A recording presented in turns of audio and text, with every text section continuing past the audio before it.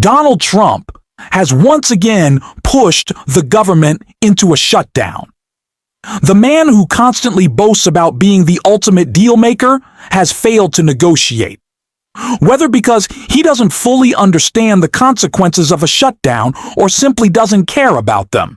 He's already suggested that this could be used as a chance to push out federal workers, claiming most of them are Democrats. But what he didn't seem to realize is that this crisis has also forced changes inside his own administration. In fact, a major shakeup just happened after a leaked report revealed how serious the situation has become, and it's only getting worse. We'll break it all down, but first, a quick reminder. If you're finding value in this coverage, please give this video a like. And if you haven't already, make sure to subscribe. It really helps us continue our work. Now, let's start with what Representative Alexandria Ocasio-Cortez had to say in her recent conversation with Chris Hayes about fighting back against abuses of power. There is, over the last week, it seems a lot of people, and I include myself among them, feel like a sort of rising sense of alarm about the aggressiveness of the sort of authoritarian aspirations of this government, essentially firing a U.S. attorney to replace him with a patsy who will indict a political enemy. The continued threat of using the military on American citizens, the ordering the troops to Portland and then backing up because it was 5-year-old B-roll. I don't know. Do you feel the same way over this last week or two? Does it feel like continuity to you? Are there conversations in your caucus about what this last week has meant? I think there's two things that are happening at once, and this is something that's very important for people to understand. One, there absolutely is an unprecedented abuse of power, destruction of norms, erosion of our government and our democracy in order to prop up an authoritarian style of governance. That is happening. However, they are weaker than they look. And it is important that we remember that, because what they rely on is the impression of power, the perception of inevitability, in us giving up in advance to say, oh, what's going to happen if I stand up, etc. Nothing's going to happen.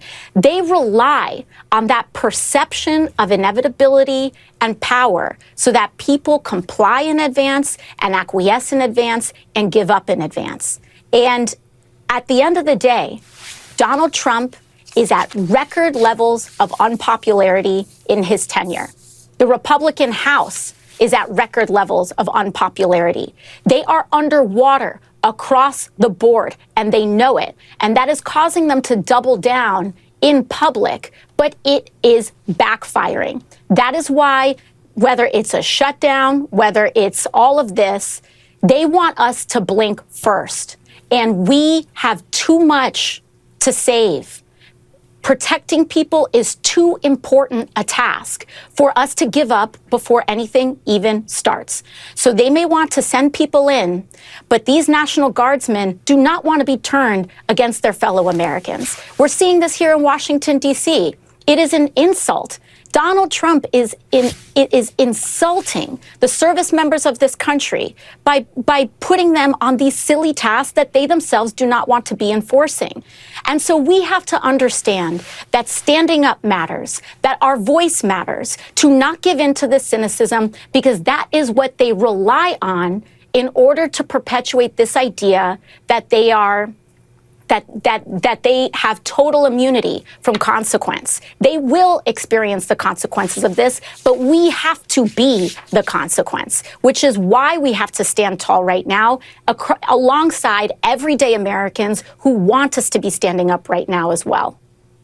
I spoke about this yesterday with Congressman Jamie Raskin, good friend of the show, about the inevitability that Donald Trump wants us to think looms over his administration, that ultimately he will always win, that ultimately he will come out on top, that ultimately we should just pre-capitulate. That is what law firms did. That is what my alma mater in Columbia University did. That is what ABC did for a short while there until they recognized that we are more powerful than Donald Trump. And that's what we need to be making every corporation, every institution, every college, everyone feel is that Donald Trump is not more powerful than we are, that we can use our voices and actually fight back against him and just show that this is an administration in shambles right now. They are not all powerful. Donald Trump just made a shock firing in his administration because of how terribly things are going in an effort to cover up, and I want to get into it all. Breaking the ADP report shows that the number of jobs created in August was revised down to losing 3,000 jobs from the economy from previously stated gaining 54,000. Because of that report, the White House has suddenly axed Trump's bonkers job stats pick. The controversial Project 2025 architect E.J. Antony will no longer be the new head of the Bureau of Labor Statistics.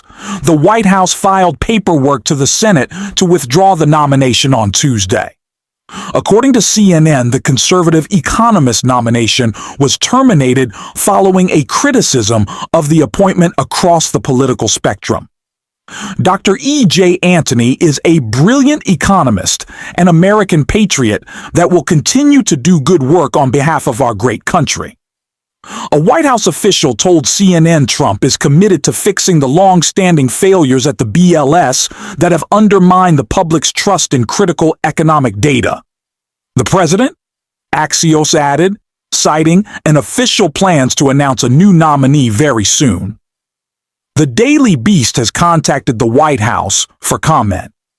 Donald Trump announced in August that he had chosen the 37-year-old Heritage Foundation economist to replace former BLS commissioner after the president claimed the agency was rigged disappointing job after disappointing job report figures. Trump wrote on Truth Social that Antony was highly respected in his field and suggested reporting from the BLS would change. Our economy is booming, and EJ will ensure that the numbers released are honest and accurate. The president said, "I know EJ Antony will do an incredible job at his new role." Congratulations, EJ. The move was seen as Trump's way to influence the agency, which releases key economic data. The shock withdrawal not only follows these latest numbers, but several scandals involving Anton, including uncovered social media posts filed with extreme views and derogatory attacks on Vice President Harris. Donald Trump can't even keep control of his own messaging anymore. Reports say he wanted to remove the head of the Bureau of Labor Statistics because the economic numbers simply don't match the picture he tries to paint. The truth is clear. The latest revised jobs figures show that the U.S. is edging dangerously close to a recession, one that developed quickly under his watch. As much as he tries, Trump can't just shift the blame onto Joe Biden this time. That's why we're now seeing chaos inside his own administration. Officials are being pushed out because they can't spin the data. And this speaks to a bigger problem, the long-lasting damage Trump has done to public trust in American institutions.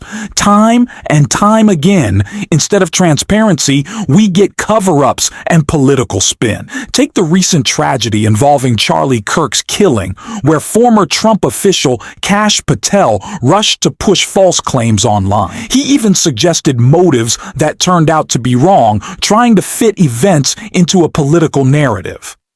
This kind of disinformation leaves people questioning everything, from shootings to jobs reports, and it's dangerous. This is exactly what Trump wants. A world where facts are irrelevant, where the only version of reality is whatever he says in the moment. He wants power without accountability, a leader you cannot question, cannot fact-check, and cannot criticize. And that becomes especially concerning now as Republicans try to blame Democrats for a government shutdown they themselves are responsible for. Thankfully, not everyone is letting these false claims go unchallenged. In fact, some mainstream journalists have been stepping up. A great example was Caitlin Collins, who pressed Speaker Mike Johnson directly and exposed the flaws in his arguments about health care. That's the kind of accountability journalism we need more of. Do you believe the government's going to shut down in 3 hours from now? I think it is inevitable now. It's a very reckless decision that Chuck Schumer has made. The Democrats have taken the last vote. Within the last few hours, they voted it down once again, and so there's no other option. Now, it's important to note what they're doing here. They're throwing a fit. They're making partisan arguments. The House did its job. We sent to the Senate a clean CR. What that means, it's a very short stopgap funding measure so that the appropriators in Congress in both parties can continue their work of doing the appropriations bills, 12 separate bills. We've made a lot of progress in that. We just need a little more time because tonight is the end of the fiscal year. Chuck Schumer has refused to give the extra time. Why? Because we won't agree to restore health care to illegal aliens, because we won't agree to give $500 million back to the Corporation for Public Broadcasting.